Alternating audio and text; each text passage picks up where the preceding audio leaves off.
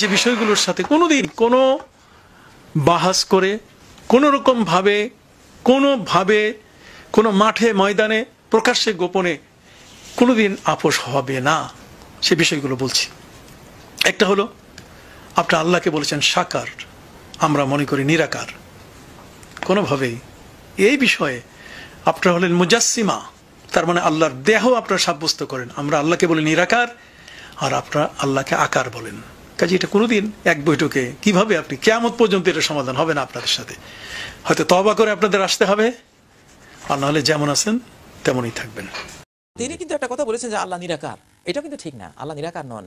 আল্লাহ যেটা আল্লাহ সূরত আছে, যেমন সহিহ বুখারী সহিহ মুসলিমের হাদিসে এসেছে যে ফায়াতিহিম ফি সূরাতিহি আল্লাতী ইয়ারিফুনাহু ফিহা, কিয়ামতের ময়দানে আল্লাহ তার সেই আকারে আসবেন যে আকার দেখে ঈমানদাররা সবাই আল্লাহকে চিনবেন, হ্যাঁ ইনি আমাদের আল্লাহ। তারপরে ওয়ায়াবকা ওয়াজহু রাব্বিকা যুল জালালি ওয়াল ইকরাম, তোমার রবের চেহারা চিরস্থায়ী।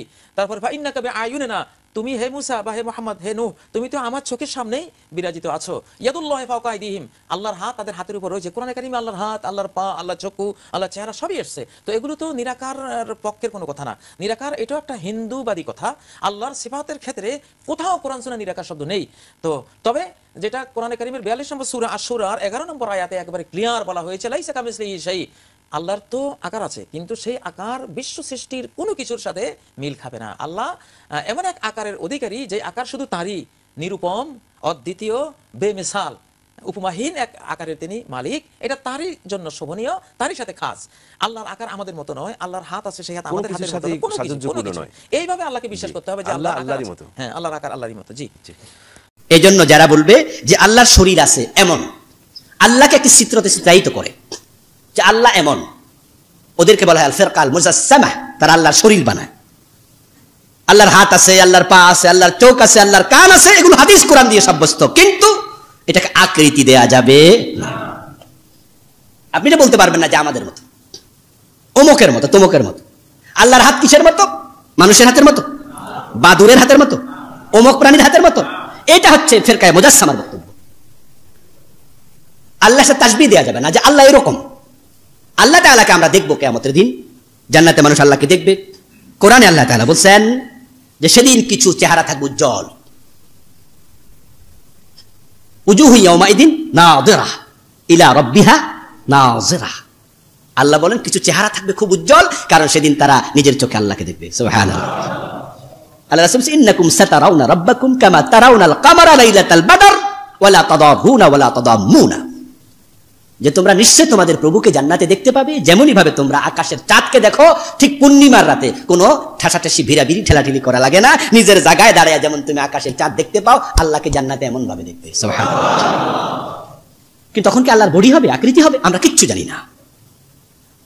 এজন্য আল্লাহকে নির্ধারিত কোনো ক্রাইটেরিয়া, নির্ধারিত জিসম বলা যাবে না, কারণ আল্লাহর কোনো কুফু নাই। ফালা তাদরিবু লিল্লাহিল আমসালা, আল্লাহর মতো করে উদাহরণ দিয়ে কিছুকে বুঝায়ও না। লাইসা কামিসলিহি শাই, কারণ আল্লাহর মতো কোনো কিছু নাই।